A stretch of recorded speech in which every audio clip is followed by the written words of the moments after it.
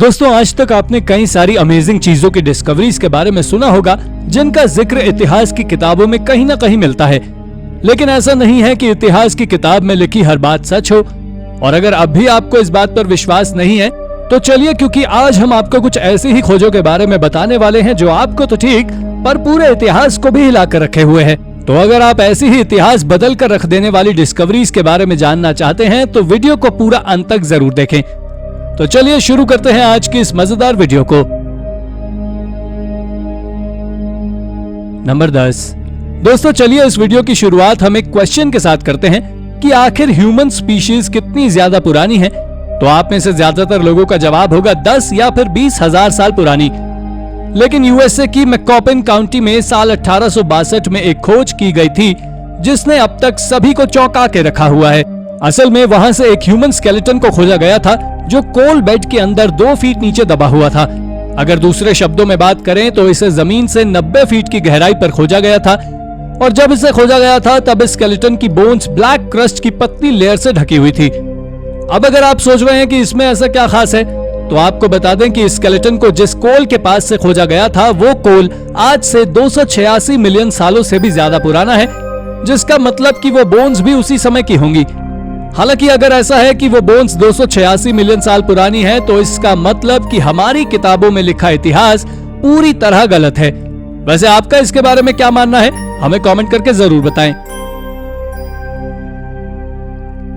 Number 9। दोस्तों, इस दुनिया में कई सारे ऐसे ऑब्जेक्ट्स या कहें आर्टिफैक्ट्स हैं जिनके बारे में ऐसा माना जाता है कि ये सबसे पुराना रिटन रिकॉर्ड है। लेकिन आपको बता दें कि डिस्पिलियो टैबलेट जरूर एक डेफिनेटिव आर्टिकल है जो सारे के सारे एंशिएंट सुमेरियन टैबलेट्स को डिस्प्रूव करता है कि ये आज से 6000 साल पुराने रिटन एविडेंस हैं। लेकिन इस डिस्पिलियो टैबलेट के साथ पूरे आर्कियोलॉजिस्ट सहमत नहीं है कि ये सबसे पुराना राइटिंग एविडेंस है, जिस कारण से ये तब से लेकर अब तक एक कंट्रोवर्सी की वजह बना हुआ है। इस टैबलेट को नॉर्दर्न ग्रीस में मौजूद लेक कैस्टोरिया के पास से साल 1993 में खोजा गया था। ये टैबलेट कोई स्टोन टैबलेट नहीं है, बल्कि इसे लकड़ी पर कार्व कर बनाया गया था, जिस कारण से इसकी कार्बन डेटिंग आसानी से हो पाई और पता चला कि ये सुमेरियन टैबलेट से भी 1250 साल पुराना या कहें कुल 7250 साल पुराना राइटिंग एविडेंस है। मगर इसके साथ एक प्रॉब्लम यह भी है कि आज तक इसके ऊपर लिखे टेक्स्ट को ट्रांसलेट ही नहीं किया जा सका है, जिस कारण से बहुत से लोग इसे रिटन एविडेंस नहीं मान रहे हैं। नंबर 8। दोस्तों, ये खोज इंग्लैंड के नॉर्थ यॉर्कशायर से कुछ समय पहले ही की गई है जो पूरी तरह चौंका देने वाली है। दरअसल आर्कियोलॉजिस्ट ने एक प्राचीन सॉल्ट प्रोडक्शन फैसिलिटी को खोजा है और इसके बारे में ऐसा माना जा रहा है कि ये आज से 6000 साल से भी ज्यादा पुरानी है। पर अगर आप इस सॉल्ट फैसिलिटी को आज से 6000 साल पुराना भी माने तब भी ये इंग्लैंड में मौजूद स्टोनहेंज से भी ज्यादा पुरानी है। इस सॉल्ट फैसिलिटी को जिस साइट के बीचों बीच से खोजा गया है उसे स्ट्रीट हाउस के नाम से भी जाना जाता है और ये एक बहुत फेमस आर्कियोलॉजिकल साइट है जहां से साइंटिस्ट पहले भी बहुत कुछ खोज चुके हैं, जिसमें नियोलिथिक एरा की पॉटरी, डाइशेस, स्टोरेज, पिट और भी कई अन्य चीजें शामिल हैं। लेकिन ये इस तरह के पूरे ब्रिटिश आइल पर की गई एकमात्र खोज थी। पर इसके यूके से एक और सॉल्ट फैसिलिटी को खोजा गया है जो आज से 3600 साल पुराना है। यह खोजी जा रही इतनी ज्यादा अजीबोगरीब है कि यह इतिहास को बदलने पर दबाव बना रही है। नंबर 7। अब जब इंग्लैंड की बात हो ही रही है तो वहां से साल 2023 की शुरुआती महीने में यानी जनवरी में आर्कियोलॉजिस्ट ने वहां से कुछ ऐसा खोजा है जो पूरी सिविल वॉर की हिस्ट्री को बदल कर रख सकता है। दरअसल ये एक मिडिवल गेट हाउस है जिसे होलसेलर वॉरविकशायर में खोजा गया है। अगर आर्कियोलॉजिस्ट की माने तो उनके अनुसार ये डिस्कवरी किसी सोने चांदी से भी ज्यादा अनमोल है। इसके खोजे जाने की पीछे की कहानी कुछ ऐसी है कि इस जगह से रेलवे नेटवर्क को बिछाया जाना था, जिस कारण से जमीन की लेवलिंग की जा रही थी और इसी दौरान इसे खोजा गया था। अब बात आती है इसके मिस्ट्री की, तो ये इस बात को साबित करता है कि यहाँ पर एक बैटल हुआ था जो 1642 में लड़ा गया था और वो दुनिया का सबसे पहला बैटल है, ना कि सिविल वॉर, जिस कारण से ये खोज तब से लेकर आज तक एक कंट्रोवर्शियल रूप धारण किए हुए है। नंबर 6। दोस्तों, ये खोज साल 2016 में आर्कियोलॉजिस्ट के द्वारा लंदन, इंग्लैंड से की गई थी। दरअसल जब आर्कियोलॉजिस्ट लंदन की साउथवॉर्क डिस्ट्रिक्ट में खोज कर रहे थे तभी उन्होंने वहां से कुछ ऐसा खोजा जिसने उन्हें और हिस्ट्री दोनों को हिलाकर रख दिया।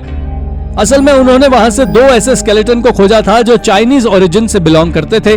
इनमें से जो पहला चाइनीज ओरिजिन वाला स्केलेटन मिला था उसे साउथवर्ड में 2nd सेंचुरी के दौरान दफनाया गया था और दूसरे को 4th सेंचुरी के समय।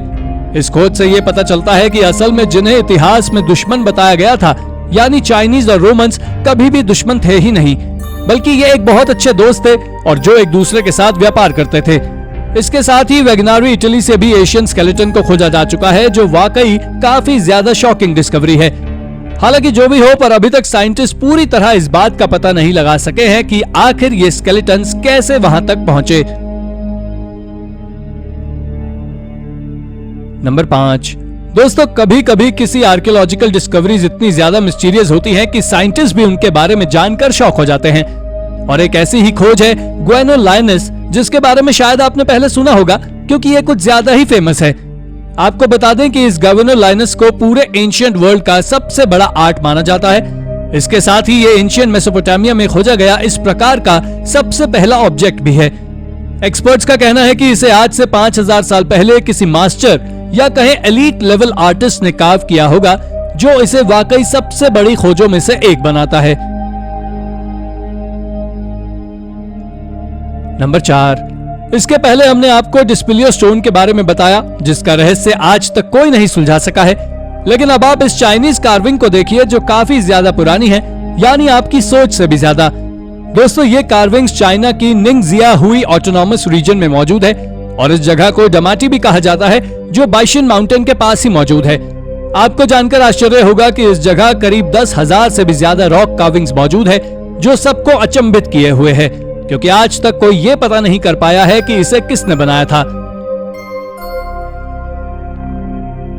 नंबर 3, दोस्तों अमेरिकन हिस्ट्री को बहुत ही बेकार तरह से लिखा गया है। दरअसल अमेरिकन हिस्ट्री में ह्यूमन काइंड को लेकर जो बातें लिखी हैं, वो हाल ही में वहीं से की गई एक खोज से झूठ साबित होती हैं। दरअसल हाल ही में साइंटिस्ट और आर्कियोलॉजिस्ट ने मिलकर न्यू मैक्सिको के व्हाइट सैंड्स नेशनल पार्क में रिसर्च की थी, जहां से उन्हें एक फुटप्रिंट मिला है जो करीब आज से 23,000 साल पुराना है। साथ ही रिसर्चर्स ने यह भी बताया है कि यह फुटप्रिंट एक एडल्ट ह्यूमन का है। हालांकि आपको बता दें कि अभी तक अमेरिका में यही माना जाता था कि अमेरिका में सबसे पहले ह्यूमन आज से 16,000 साल पहले आए थे। वेल, ये बातें कुछ ज्यादा ही अजीब है। वैसे आपका इसके बारे में क्या कहना है, हमें कमेंट करके जरूर बताएं। नंबर 2, इतिहास क्या है और कैसे लिखा गया है ये तो आपको पता ही है, लेकिन ऐसा नहीं होता है कि हिस्ट्री में लिखी हुई हर चीज ठीक ही हो। कई बार ये गलत भी होती है और ऐसा ही इतिहास बदल देने वाली खोज इंग्लिश कंपनी आइलैंड से की गई है, जो ऑस्ट्रेलिया के नॉर्दर्न टेरिटरी में मौजूद है। और ये कॉइन ऑस्ट्रेलिया में मौजूद यूरोपियन सेटलमेंट के इतिहास को बदल कर रख सकता है। ये कॉइन खास इसलिए है क्योंकि किलवॉक से बिलोंग करता है, जो कि पहले अफ्रीका का पार्ट हुआ करता था और अब ये तंजानिया का हिस्सा है। और तो और साइंटिस्ट ने जब इसके ऊपर रिसर्च की तो पाया कि ये 15th सेंचुरी से पहले का है।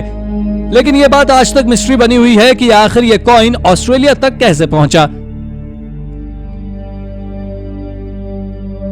नंबर 1, दोस्तों जैसा कि आप सभी जानते हैं कि पोम्पेई दुनिया की सबसे ज्यादा फेमस आर्कियोलॉजिकल साइट्स में से एक है, जो कि अपनी अनोखी डिस्कवरीज के लिए जानी जाती है।